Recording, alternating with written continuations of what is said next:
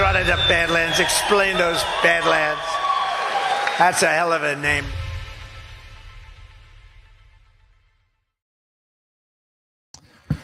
Good afternoon, everybody, and welcome to another episode of the Devolution Recap Series. This has been quite an enlightening series for myself as the guy who wrote the Devolution series, because it's been a while since I've gone back through all this research and writing. But this is the first addendum that we're going to be covering. I was going to actually do two of the addendums in one episode here, but I ended up being a little short on time, and so this is probably going to be a shorter one than some of these other recap episodes I've done. And I won't be doing a locals live chat after, because I got to run some errands before I go pick up my kids. I might do addendum 2 tomorrow. We'll see. But then we should be back into part 10, 11, 12, 13 after that. And I'm going to start trying to do like 2 of these a week. We'll see. But I'm also keeping tabs on this post that I saw from the U.S. Oh, no, they're live now. The U.S. Department of Justice says they're going to be announcing a significant national security matter, and they just went live. Thank Let's you for listen joining quick. us this afternoon.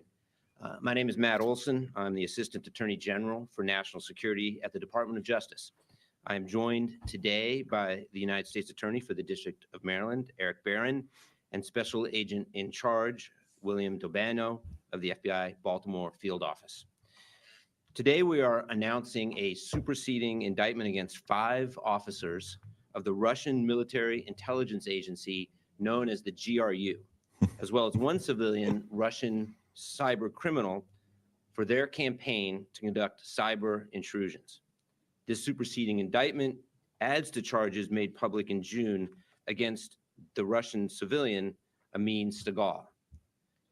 These defendants are responsible for carrying out the series of destructive computer attacks that are commonly referred to as the Whispergate campaign. This campaign targeted computers in Ukraine shortly before Russia's invasion of Ukraine in February of 2022. More generally, the indictment alleges conspiracies related to cyber intrusions targeting victims in the United States, in Ukraine, and elsewhere. The Whispergate campaign included the targeting of civilian infrastructure and Ukrainian computer systems wholly unrelated to the military or national defense. That included government agencies responsible for emergency services in Ukraine, the judiciary, food safety, and education.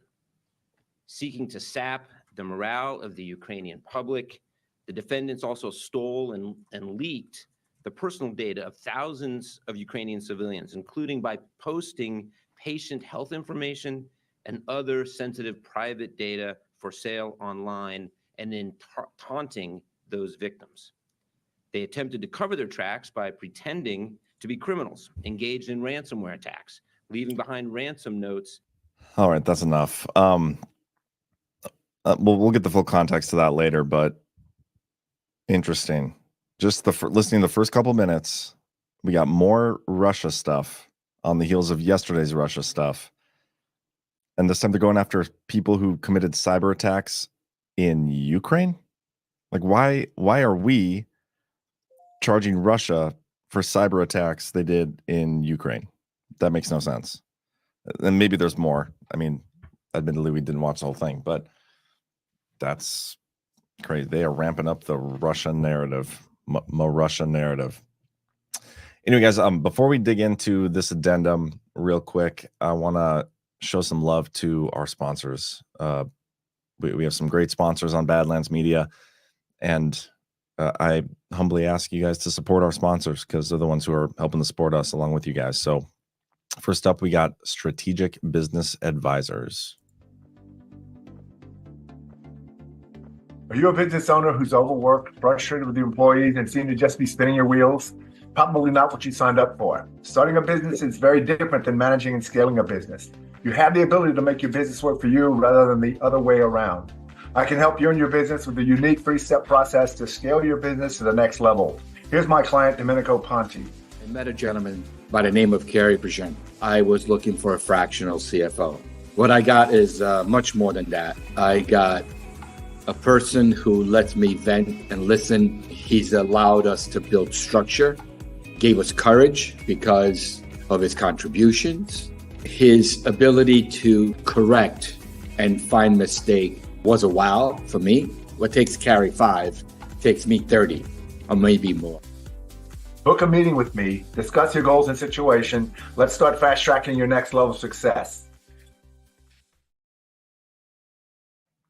All right. Thank you, Carrie and Strategic Business Advisors. And then one more sponsor for today's show. We got City Zoo. City Zoo, An Unfairy Story, is a new Orwellian novel written by Jeff Pedigo. He's Captain Seth Keshel's reclusive map guy. Like George Orwell's Animal Farm is actually a fable about the Russian Revolution. City Zoo is an unfairy story about the color revolution still underway here in the U.S. But really, it's about the U.S. news media and all the BS they've put us through. Much of the story concerns a Trumpian elephant taking on a news media made up of shrieking monkeys. Perfect characters for that. But tigers are also integral to the plot.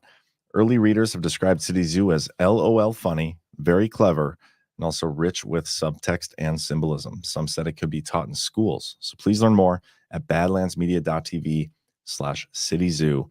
The author would like to take this opportunity to thank you guys here in the Badlands Media. After City Zoo sponsored Badlands Media initially, the hardcover sales went from ranking over 300,000 to 91,000. So please help us push it to the top 100. I know we can do it, guys. We got a great community here. So the ebook is only $9.99. Go to badlandsmedia.tv/cityzoo to get the book, City Zoo. And I got my copy right here. I admittedly have only read about a chapter and a half just because I've been so busy with other stuff. But I absolutely love this book. And my son is starting to read. And so I'm hoping that, maybe I can read through this with him, because I honestly feel like he would love it. Anyway, guys, with that, let's get right into Devolution Addendum 1. This one, after going back through it, just scanning it, I was cringing so hard at myself. And I know you'll see what I mean when we go through it. But a lot of this article talks about the audit in Arizona. And it's basically what is taking Trump so long. My thought process at the time, I don't think was inaccurate, because I still feel the same, like a similar feeling. You'll see what I mean when we get there. But my timing was obviously way off. But it's always been about exposing our election fraud system. I thought that was something that was going to come from the Arizona audit. And I thought maybe that would be done well before the midterms. And as a result of that, Trump might be back in office. But that didn't happen. Didn't play out that way. But I still think the most important thing, the final domino that needs to fall in order for Trump to return, is exposure of the election fraud system. That's the theme of this. And it's kind of up to us to do it. So let's listen to Patrick read Addendum 1.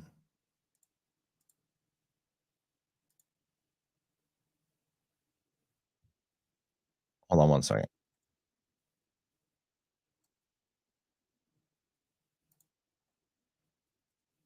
Oh, this is not Patrick reading. I got to find Patrick's reading of it. So hold on. I had the wrong thing pulled up. Hold for processing.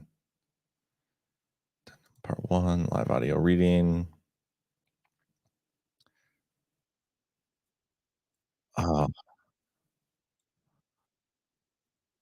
Okay, hold on, guys, because I'm running into issues. The thing I have pulled up here is it's just the audio. Oh, here's the video. Maybe. There we go. Thank you to Pepe Le Q from the Spitballers Telegram for your help sparking part of the answer to the question below. Special thanks to my editor-in-chief, AC Harmony, for keeping me on track. Let us begin. An addendum is defined as an item of additional material, typically omissions, added at the end of a book or other publication. This addendum series will be just that, additional material that I believe will add context, evidence, or anything that might strengthen the theory or attempt to resolve unanswered questions. The Devolution Addendum series, part 1, was inspired by a question from a member of the Spitballers Telegram channel. Devolution series dump forwarded from Callie K. Quote, I think devolution is a viable theory. But if it was all captured and proven in real time, why couldn't Trump and the loyalist military have taken over the TV networks with an EAS, EBS announcement? presented all the evidence, publicly held trials for all the bad actors, and rightly taken the presidency? Why put the country through all this tyranny and ruin just for an awakening that may or may not ever happen? End quote. I see questions like this often, and it's a great one that needs a definitive answer. Trump knew. So already, I still see this question all the time. A very common question, and it's a good one. I don't know why I said definitive answer here, because I don't know if anybody can truly give a definitive answer on this question, but I do make an attempt, and I think my thought process here is logical. But this is one of the least research heavy articles that you're going to see from me. It's more just like explaining some things of my thought process, but this is total speculation, this whole thing. Long before he announced his run for office, that winning the 2016 presidency was a monumental task. He wasn't going up against just one opponent from the opposite political party. He was going up against the entire political establishment. His victory in 2016 embarrassed them. This from the Chicago Tribune, quote, "The disbelievers have gone from laughter to shock. On Tuesday, Americans put the future of their nation in the hands of Donald Trump, an untested leader with deep character flaws and no experience in governance or national security. Voters delivered a humiliating rebuke to America's political establishment and to the hangers-on, the pollsters, the pundits, the media elites, the celebrities who surrounded Hillary Clinton on stages, even as Trump stood alone," end quote. This embarrassment fueled them to do anything and everything they could to remove Trump from office. Trump's presidency was a threat to the political establishment's very existence. He was an outsider who didn't play by the rules. Trump's entire first term as president was marred with challenges from corrupt politicians and government agencies to the media and big tech. Everybody was against Trump. They lied about everything Trump did and obstructed at every opportunity possible. There was the Charleston white supremacy lie, Charlottesville white supremacy lie, Spygate, Ukraine impeachment, COVID, and the election, just to name a few. They threw everything they had at him, and yet he had one of the greatest presidencies of all time.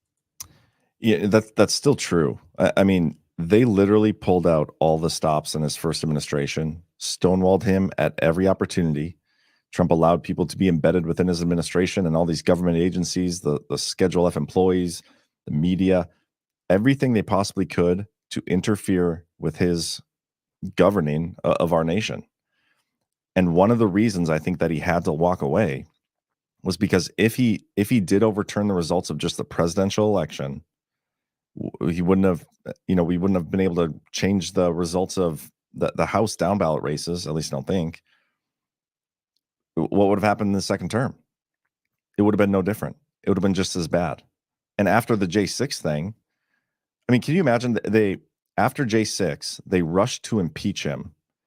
And had he come back and still not allowed Biden to be inaugurated, even though he kind of skated by the skin of his teeth on that second impeachment, I bet you would have had some senators, Republican rhino senators, that would have voted to impeach him because of that. They wouldn't have even allowed him to stay. He literally had no choice but to walk away and implement something like devolution. Because maybe now we'll have an opportunity to get back in there and actually clean house and actually put forth an America First agenda without the obstruction. Quote from the Trump White House.archives.gov, President Trump has delivered historic results in his first term in office despite partisan gridlock in the nation's capital and resistance from special interests and the Washington establishment. Imagine if he hadn't had to face such obstruction. Think of what he could do for our country. Think of what he could do for the world. The greatest president of all time, unleashed with an America First agenda.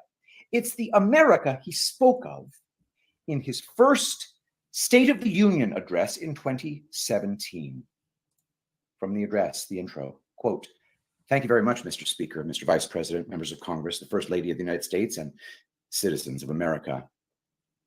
Tonight, as we mark the conclusion of our celebration of Black History Month, we are reminded of our nation's path towards civil rights and the work that still remains to be done.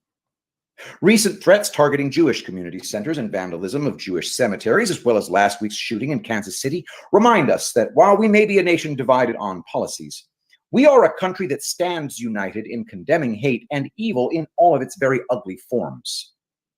Each American generation passes the torch of truth, liberty, and justice in an unbroken chain all the way down to the present. That torch is now in our hands, and we will use it to light up the world. I am here tonight to deliver a message of unity and strength, and it is a message deeply delivered from my heart. A new chapter of American greatness is now beginning. A new national pride is sweeping across our nation, and a new surge of optimism is placing impossible dreams firmly within our grasp. What we are witnessing today is the renewal of the American spirit.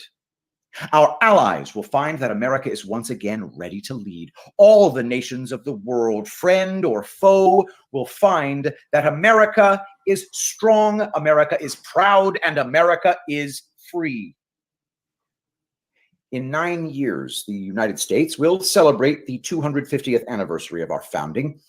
250 years since the day we declared our independence. It will be one of the great milestones in the history of the world. But what will America look like as we reach our 250th year? What kind of country will we leave for our children? I will not allow the mistakes of recent decades past to define the course of our future. For too long, we've watched our middle class shrink as we've exported our jobs and wealth to foreign countries. We've financed and built one global project after another, but ignored the fates of our children in the inner cities of Chicago, Baltimore, Detroit, and so many other places throughout our land. We've defended the borders of other nations while leaving our own borders wide open for anyone to cross and for drugs to pour in at a now unprecedented rate. And we've spent trillions and trillions of dollars overseas while our infrastructure at home has so badly crumbled. Then, in 2016, the earth shifted beneath our feet. The rebellion started as a quiet protest, spoken by families of all colors and creeds. Families who just wanted a fair shot for their children and a fair hearing for their concerns. But then the quiet voices became a loud chorus as thousands of citizens now spoke out together from cities small and large all across our country.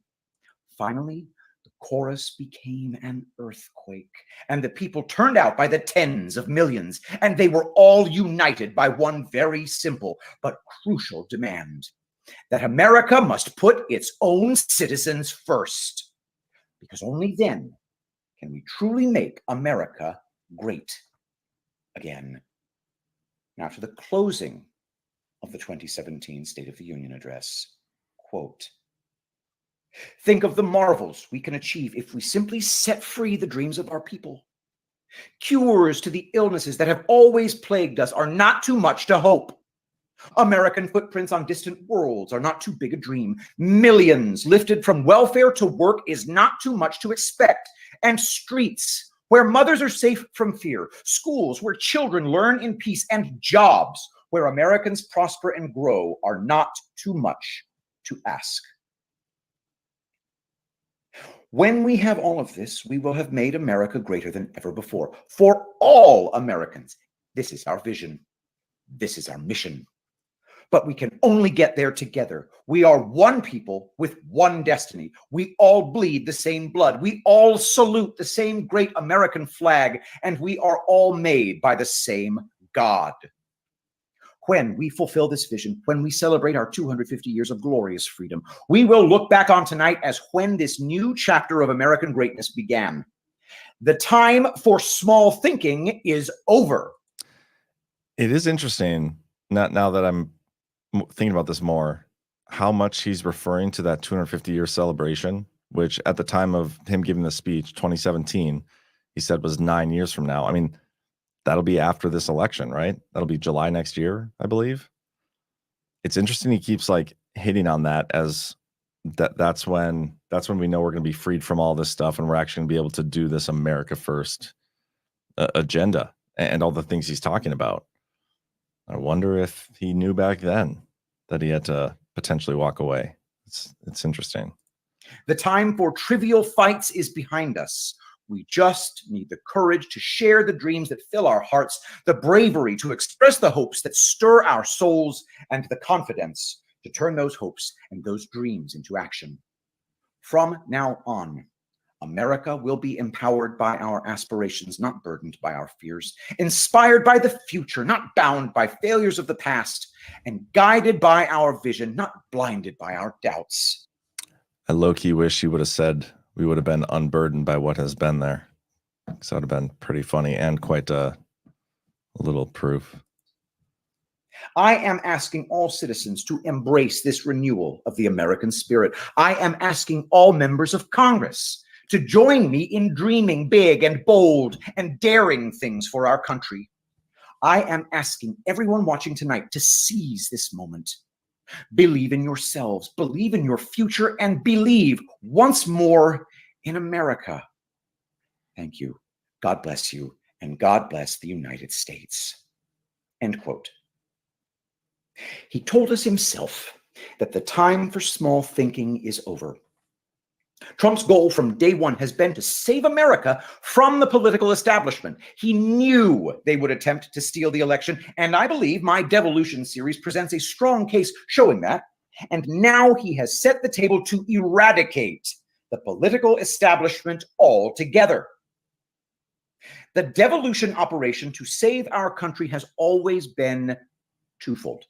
First, there is the side that I fully believe that Trump and the military have already taken care of. This is the side that I try to piece together through my articles.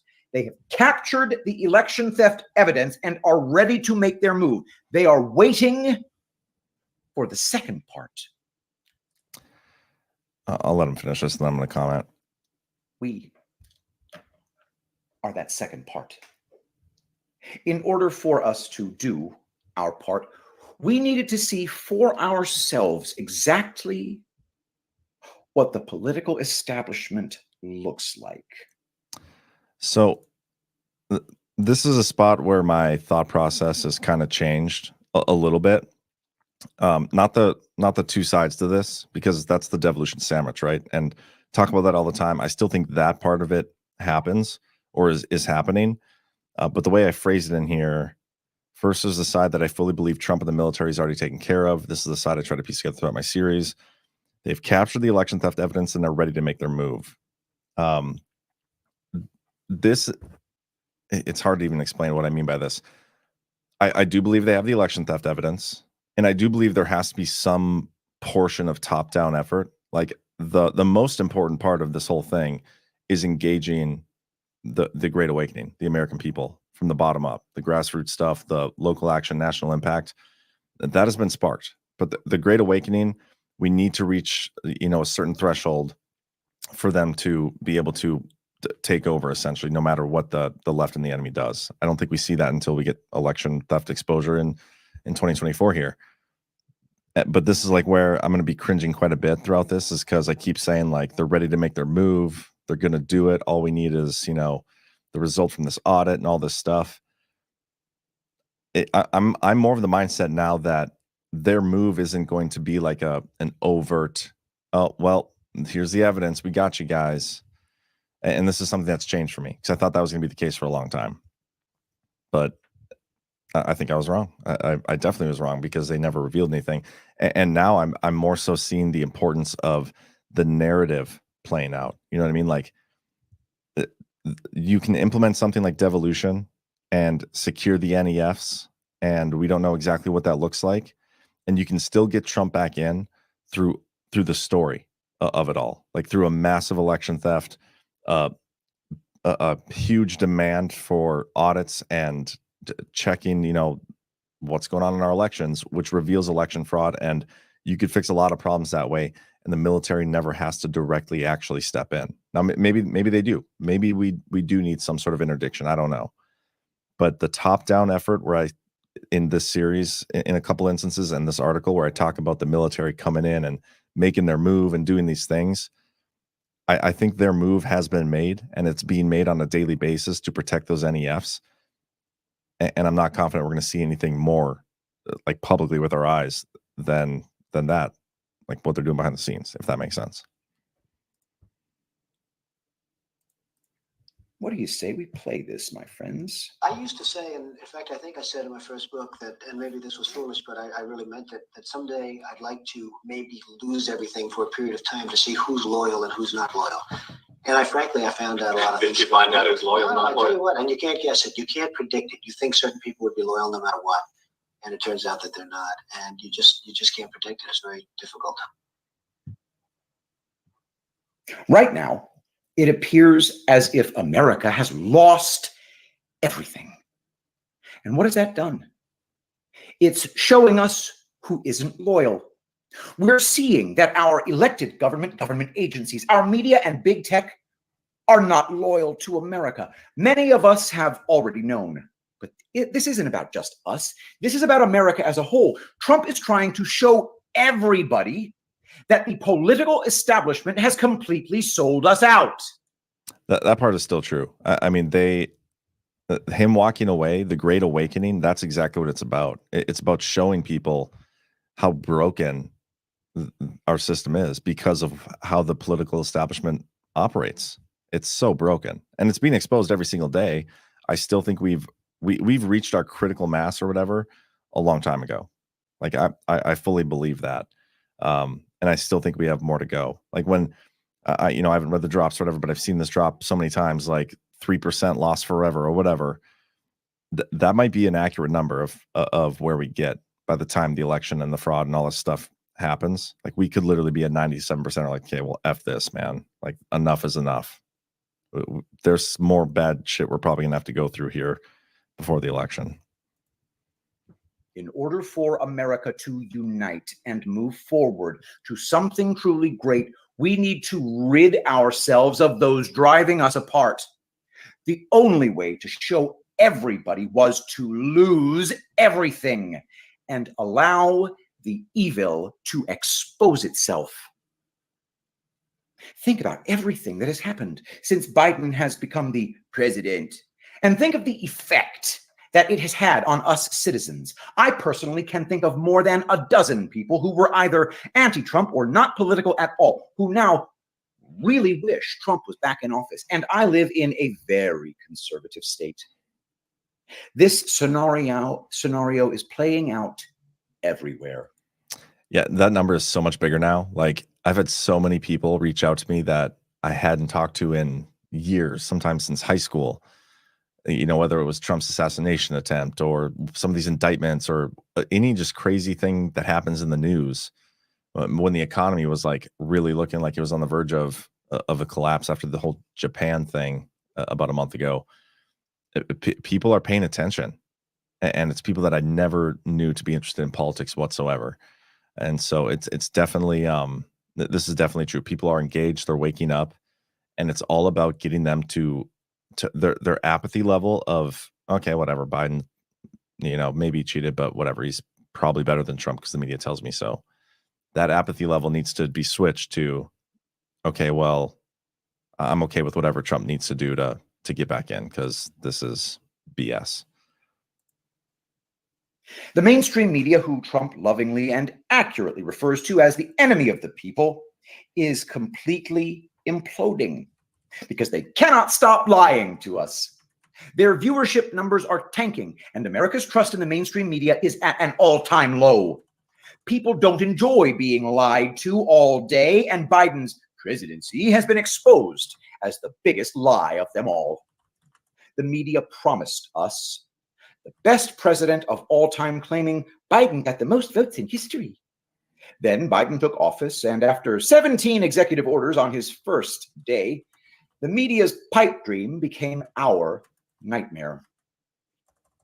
The government has America on a fast track to destruction. They have lost all credibility. Ironically, what they used as a pretext to steal the election, COVID, is part of their problem. Their tyranny over this virus has turned a large portion of the nation against them, but COVID isn't their only failure. They fail with every single thing they touch. I'm not just talking about our national government. At the time here, COVID, this was 2021 when I wrote this, COVID was still kind of, a very relevant thing. It's not irrelevant at this point, I would say. Like, it's not totally irrelevant, but it's definitely died down. Like, there's nobody in my area that I even see like hardly wearing a mask anymore, or we're talking about COVID. The media tries to spark stuff up. Maybe they'll do the monkeypox or who knows what right before this next election. But that I do think that was a big red pill, though, the tyranny that they used with COVID. America is being red pilled one person at a time, and Trump doesn't have to do anything because the political establishment is doing a better job at red pilling than he ever could. It's so true. Biden, Kamala, the left, like all these people, they are the greatest red pillars that exist, because at a certain point, like, you can only lie or contradict yourself so many times before people just stop tuning in and listening or believing you. And they've nailed it these last few years. From Sun Tzu, the supreme art of war is to subdue the enemy without fighting. In October of 2016, Trump gave a campaign rally speech and told us exactly what we would need to do. Quote, "Our movement is about replacing a failed and corrupt," now when I say corrupt, I'm talking about totally corrupt, political establishment with a new government controlled by you, the American people. There is nothing the political establishment will not do, no lie they won't tell, to hold their prestige and power at your expense. And that's what's been happening. The Washington establishment and the financial media corporations that fund it exist only for one reason: to protect and enrich itself. The establishment has trillions of dollars at stake in this election. As an example, just one single trade deal they'd like to pass involves trillions of dollars controlled by many countries, corporations, and lobbyists. For those who control the levers of power in Washington and for the global special interests, they partner with these people that don't have your good in mind. Our campaign represents a true existential threat like they haven't seen before. I'm doing this for the people and for the movement, and we will take back this country for you, and we will make America great again. The corrupt establishment knows that we are a great threat to their criminal enterprise. They know that if we win, their power is gone, and it's returned to you, the people will be. The dark clouds hanging over our government can be lifted and replaced with a bright future. But it all depends on whether we let the corrupt media decide our future or whether we let the American people decide our future. Once again, our movement is about replacing a failed and corrupt political establishment with a new government controlled by you, the American people. In order for devolution to work, we need to take back control of our government from the ground up. If Trump makes his reveal before the cancer has been fully exposed, we risk not removing all of it. Again, I kind of said this before, but I'm going to echo that statement again. I don't know if Trump is going to actually reveal anything, especially relating to the devolution stuff. Maybe he reveals some level of election fraud exposure. I don't know. I don't know how this plays out, but I do believe we need that exposure from somewhere, somehow. And I think the best way to expose it is to give us the most insanely ridiculous results that you can possibly imagine in this upcoming election. And I think that's what we're heading for, but who knows?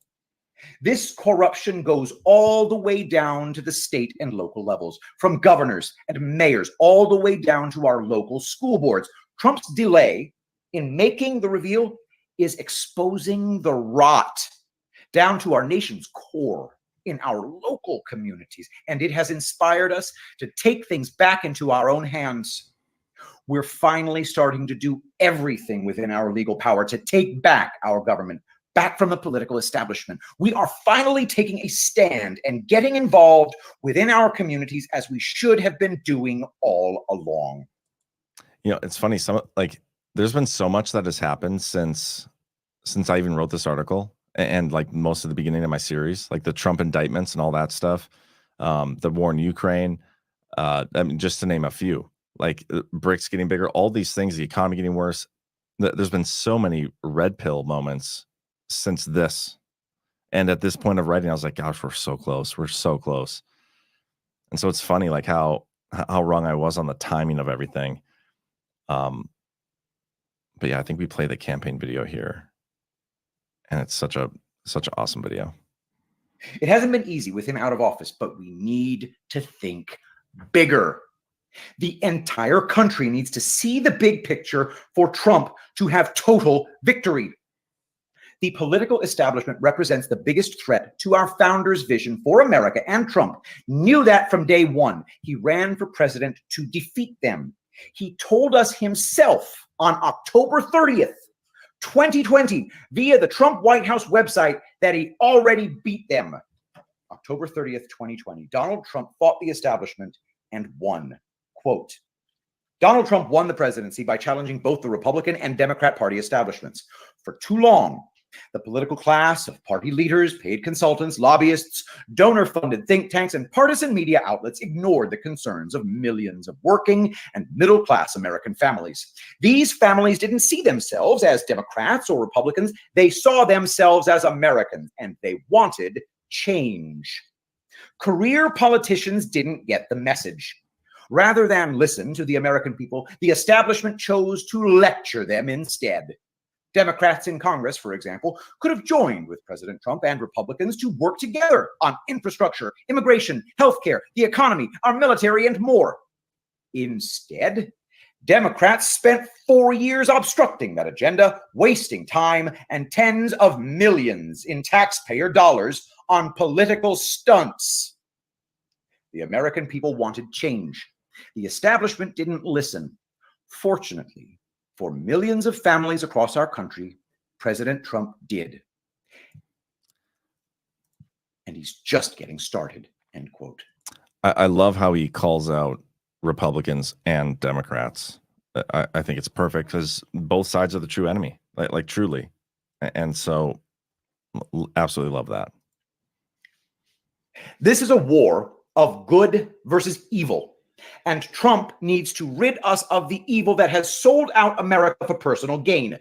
That is exactly who the political establishment is. All that remains is for we the people to expose the fraud once and for all and put the final nail in their coffins. No more theories, no more circumstantial evidence, but the hardcore proof that the 2020 election was stolen and that we no longer have control of our government. The Arizona audit is we the people's final act. I will comment at the end of this, so just cringe through it with me. It will be the biggest red pill anybody could ever ask for, and herein lies the reason why Trump hasn't come forward yet. By walking away and waiting, millions of Americans have been awoken and inspired to take action. Once the Arizona audit shows the world a monumental victory for Trump, and that the election was stolen from the American people, devolution becomes reality. I believe the Arizona audit is the go signal. He has done his part. Now he waits for us to finish ours. Okay, so again, in principle, like I still believe that the biggest thing that needs to happen is exposure of our election fraud system.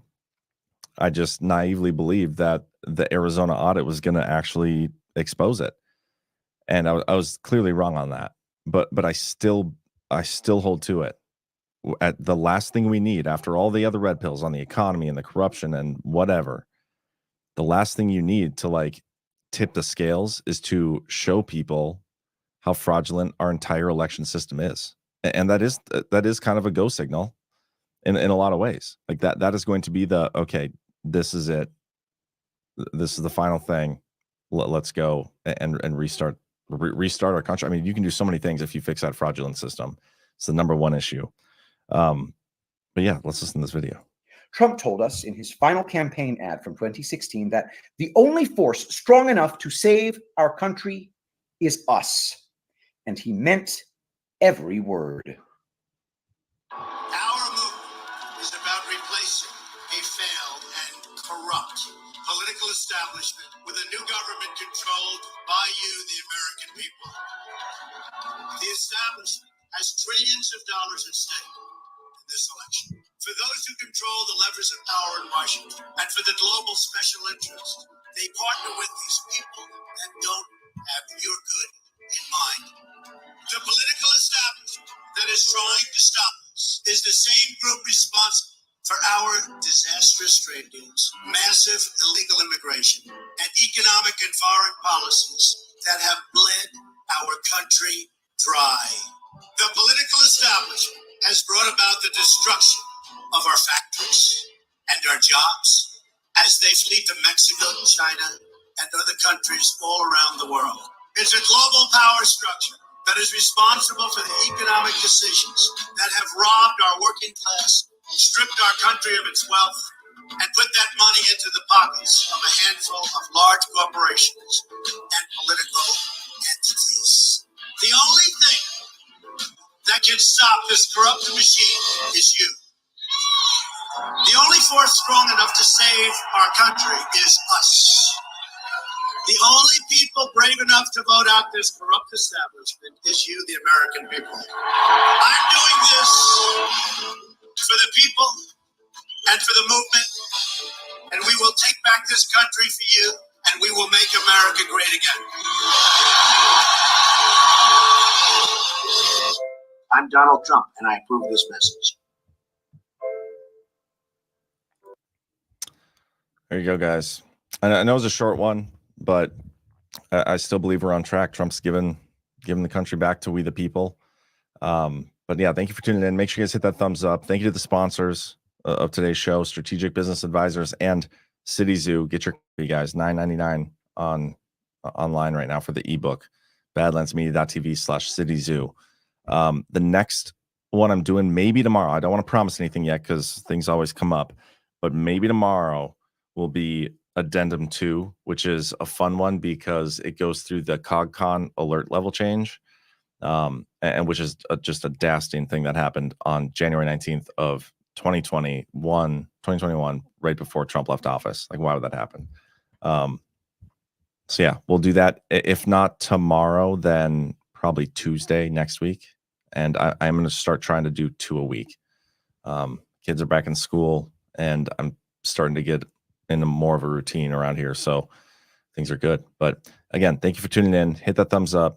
Make sure you guys stick around Badlands. Follow us if you're not already, because we got some great content here. And this is going to be a lot of good shows tonight, a lot of good shows tomorrow, all the time, every day. So thank you, everybody. We'll see you next time.